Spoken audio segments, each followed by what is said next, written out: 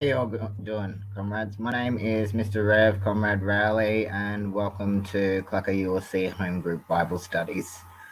Generally speaking, we normally do this from white with a whiteboard and from my bookshelf. But I've currently got cubital tunnel, and I've lost use of my left arm, so the board's a bit heavy. So essentially, so I'm doing this verbally today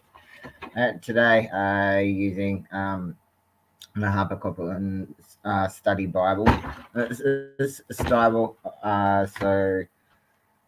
Bear with me, and I do apologize to those of you who normally take notes from my whiteboard board, but yeah, I'm not.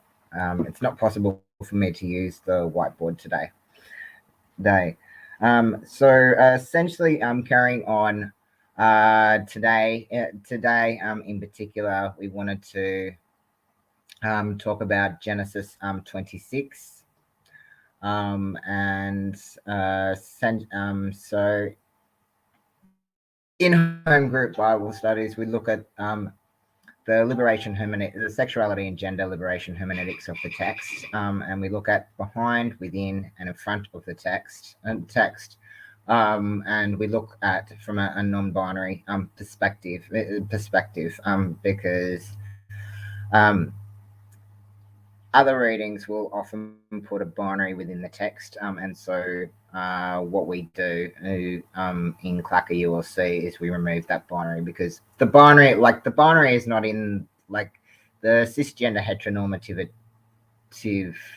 binary is not in the text waiting to be discovered. It's in fact the reader who brings cisgender heteronormativity to the text. So um, essentially, so that's why I tend to give a bit of a gender neutral interpretation of it, because I come with that understanding. I come with that understanding, standing as a result of studying um, the historical context behind the text, the content, the content within in the text, and the consequences, and what are the consequences of that particular text.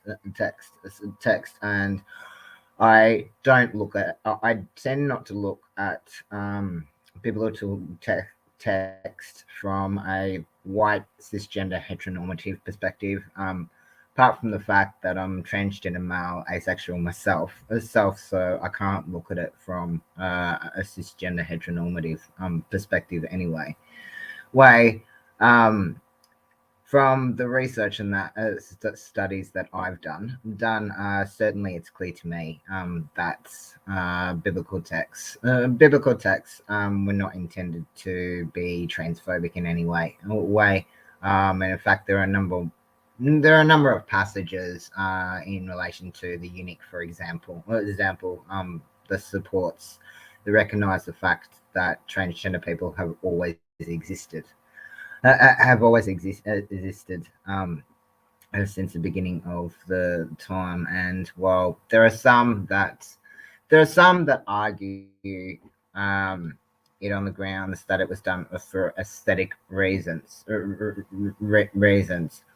Those accounts are usually from a cisgender heteronormative perspective and don't take into account that there were in fact transgender people who did the practice. Like, that was the earliest form of medical transition that happened in those times. Now you're probably asking, now what's that got to do with Genesis 26?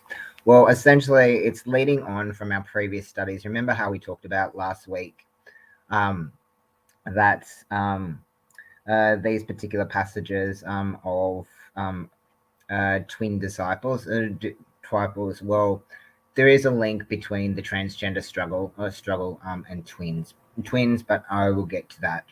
That's so behind the text, as we know. Um, The text was written sometime between 850 and 550 BCE. Um, we know that Moses was the author of the five books, of the five books, the first five books of the Bible, commonly called the Torah, commonly called the Torah. Um, and essentially, in relation to Genesis 26, 6, essentially, it's a brief cycle of stories about Isaac and Rebecca in Geraz. So behind the text, it's a brief cycle of stories about Isaac and Rebecca in Gerar from the source, um, um, from the J source.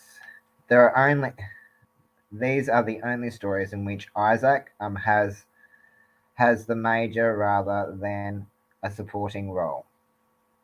A number of features: famine in the land, a rescindence at Gerar under King Abimelech, and the wife sister motive, acquisition of wealth, conflict over wealth, and the founding of Beersheba are paralleled by the stories of Abraham in Genesis 20, 1 to 18, in 2022 to 30. And interestingly, these stories show no awareness of Isaac's sons, Esau and Jacob, and seem loosely connected chronologically to the context. Their focus on Isaac provides a transition to the more consequential story of Isaac's old age in chapter 27, and provides separation between Jacob's acquisition of the birthright from Ezra and the blessing from Isaac. Zach. So that's a brief rundown of what's going on behind this particular passage, and so we can see here that there are several factors that are going on gone on. So, e.g., so the factors that we've got, as I mentioned, is famine in the land. There's a residence at Gerar under King Abimelech. The wife, sister motive, and acquisition of wealth. And there's a conflict over wealth.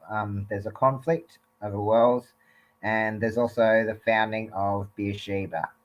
And it's all paralleled by so there's a number of factors that are going on that are affecting these people's lives that are not necessarily at a cost. So I think it's important when reading this particular passage. I think it's important to take account what's going on outside of this particular story. Now, and that's the first and foremost. Most So once you're aware of all these particular factors that are going on, then you can begin to understand what. Then you can we can now begin to address what's actually going on within the text. So um, and I think um,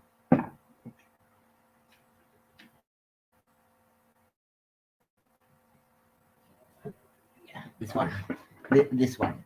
So within the text, I was reading. Within the text, I think we can summarize it in these points, and I'll just get to my notes.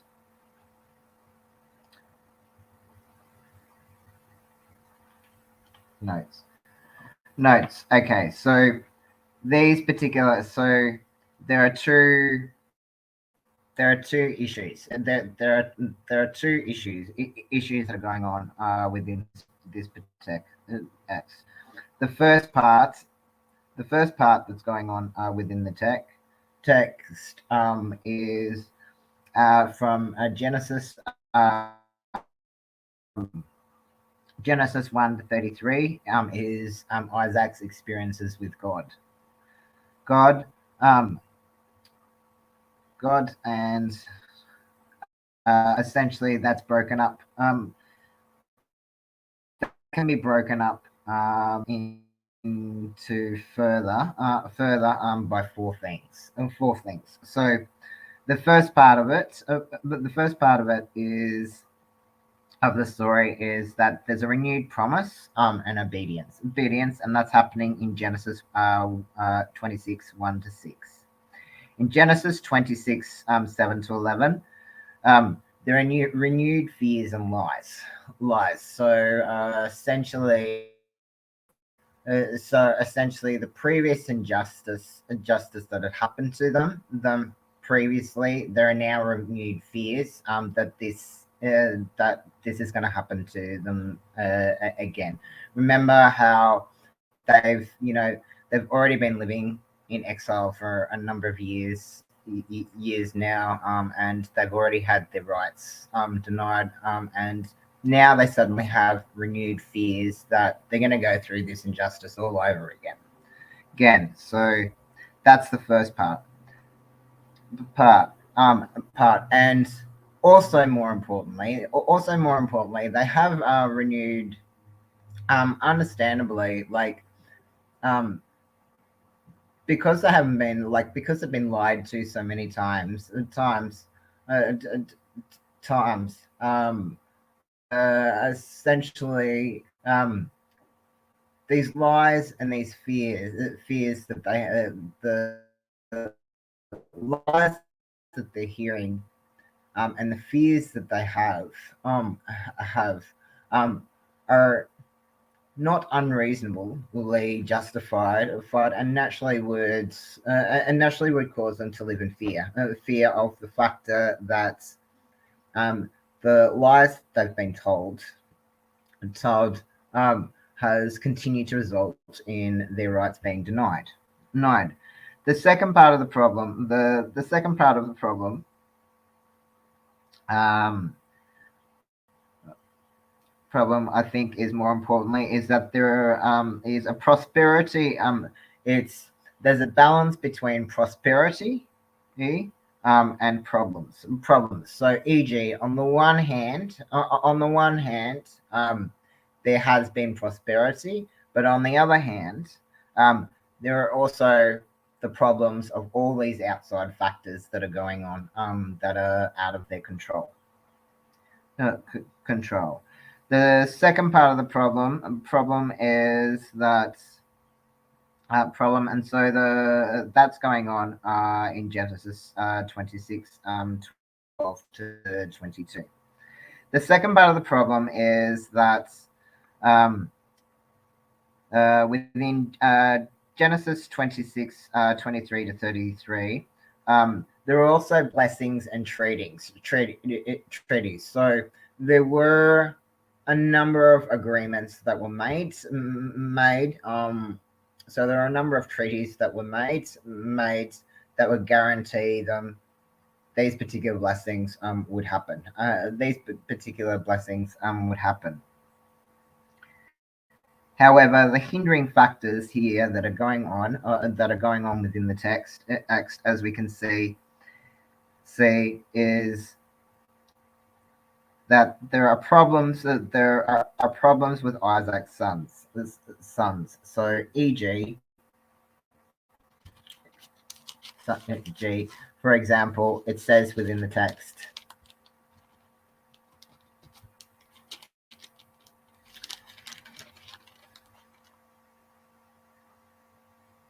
Yeah. So from Genesis, for example, so the various problems that they were going, for example, is that on the one hand, for example, Isaac sowed seed in that land, in the land, and the same year it reaped a hundredfold. And the Lord blessed him, blessed Isaac, and then um, experienced prosperity of wealth, prosperity of wealth. But on the other hand, and he had a lot of possessions. He had a lot of possessions, etc. But on the other hand, um,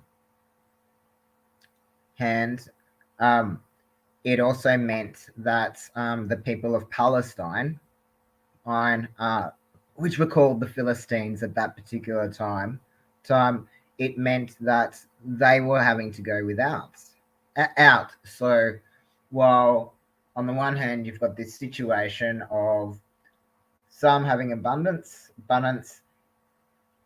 it's resulting in the poverty of another group of people.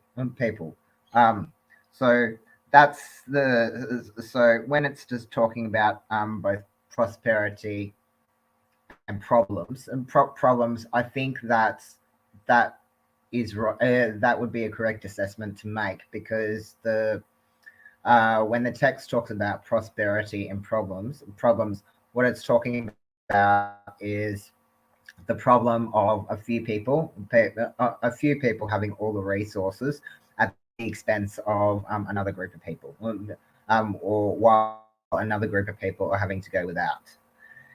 Out. Um, the second part, the and in out, and that's very much tied in with the blessings and the treaties that we talked about. So, and what I mean by the blessings and treaties that were agreed to is, it says within the text, from there he went up to Bathsheba, and in that very night the Lord appeared to them and said, I am your God. The parents, do not be afraid, for I am with you and will bless you and make your offspring so numerous for my servant's sake. And so God they built up an altar and called on the name of the Lord and pitched a tent there. And Isaac's servants dug a well. And then Abimelech went to them from Jeriah with Abazar, their advisor, and Philippo, the commander of the army. And Isaac said to them, why have you come to me, saying that you hate me and have sent me away from you? They said, we see plainly that the Lord has been with you. So we say, let there be an oath between you and us. Let us make a covenant with you, so that you will do us no harm.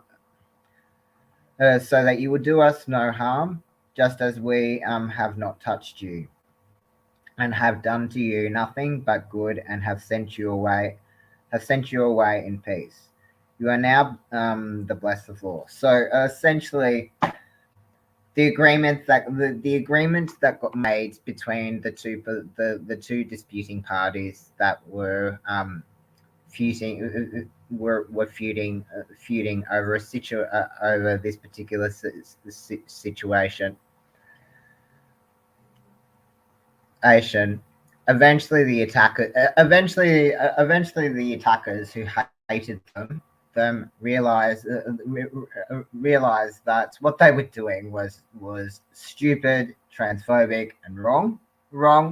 And so um, they made an agreement to no longer make these attacks. Make these attacks against these particular against this group of people, which was not particularly expected at all. All. The second part of the oh, the second part of the problem is, so in relation to from Genesis 26 34 to 27 7, there are problems with the children. And so primarily, the first problem is in relation to that says in Genesis 26:34-5 in relation to Esau's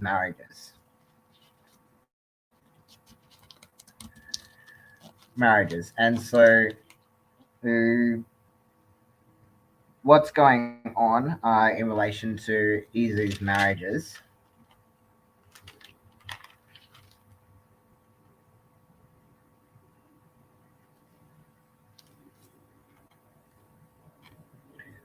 Marriages is the factor is this. It says he calls on Suba, and therefore the name of the city as Beersheba to this day. And when Esau was 40 years old, um, and when Esau was married, when Esau was 40, Esau married Judas, daughter of Beriah the Hittite, and Basemath, daughter of Elon and Hittite, and they made life bitter for Isaac and Jacob. So essentially, the problem with the marriages of Esau is that he's going and marrying he's committing polygamy. He's committing polygamy and going and marrying his kids, and he's using it to go and pick on and he's going using it to go and pick on Isaac and Becca. So this particular we can see, and so that's the problem. That's the problem that's going on is the factor um, because Esau was committing polygamy. Um, it was resulting polygamy. Um, it was resulting in making life bitter. It was resulting in making life bitter for Isaac and Rebecca. In front of the text, we can see. In front of the text, we can see. This is an important message. First and foremost, I think that one, it highlights the important factor that when conflict has happens between parties. So, and those that I'm talking about is the transphobic bullies that often pick on us and for too long pick on us that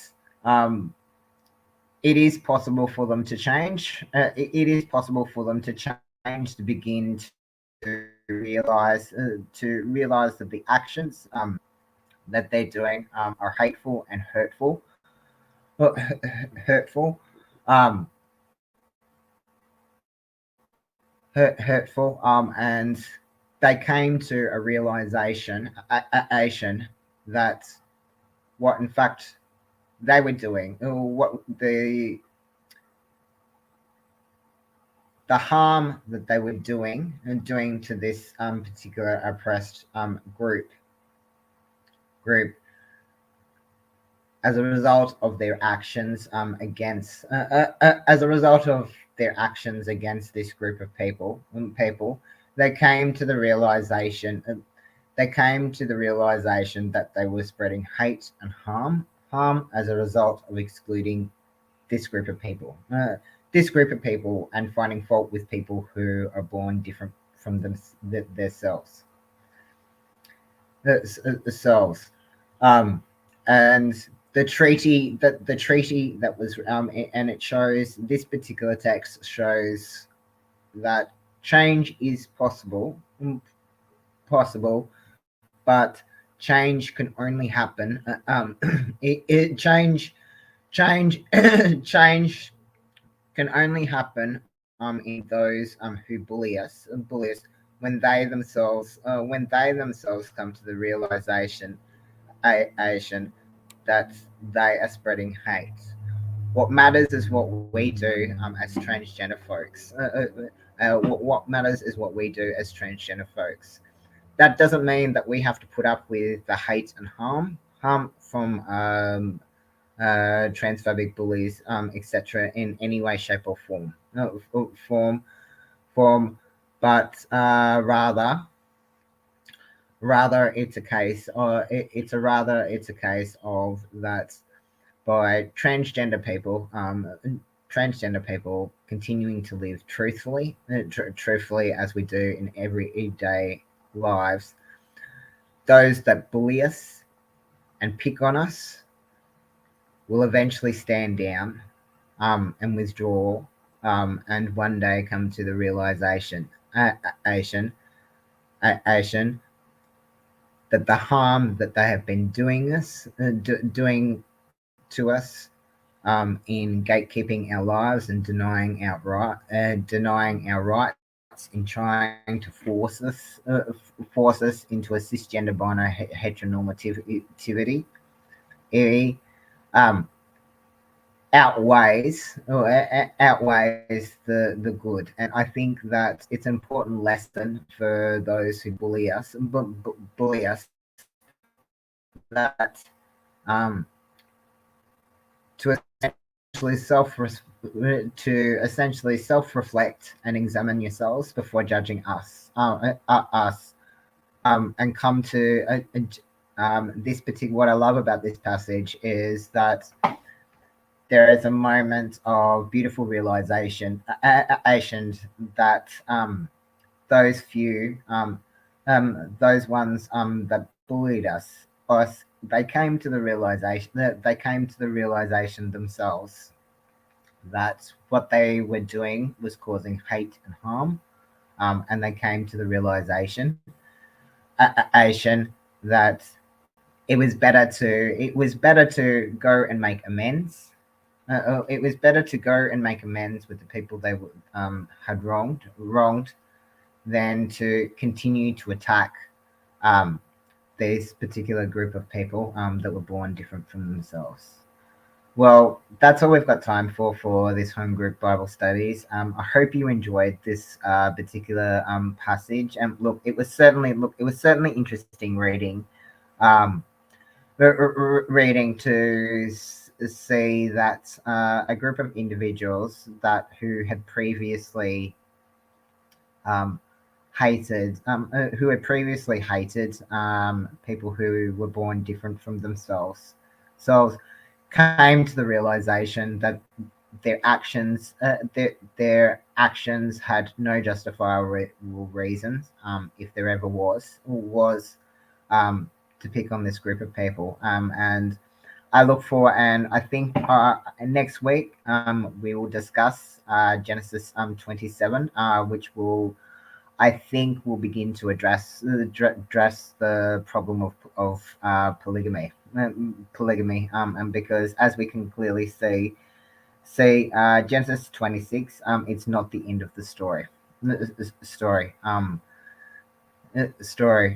and I think that, Genesis 27, will begin to address the problems, with, polygamy, and, more importantly, what Isaac and Rebecca, intended to do about it, do about, stopping this particular injustice from going on. Well, anyway, thank you very much, for, listening. God bless, and I will see you for church, at 5 o'clock today. Please join us for home group Bible studies, every week from, at 3 o'clock, every Sunday. God bless, and thank you very much. And I'll see you in church at 5 o'clock. Bye for now.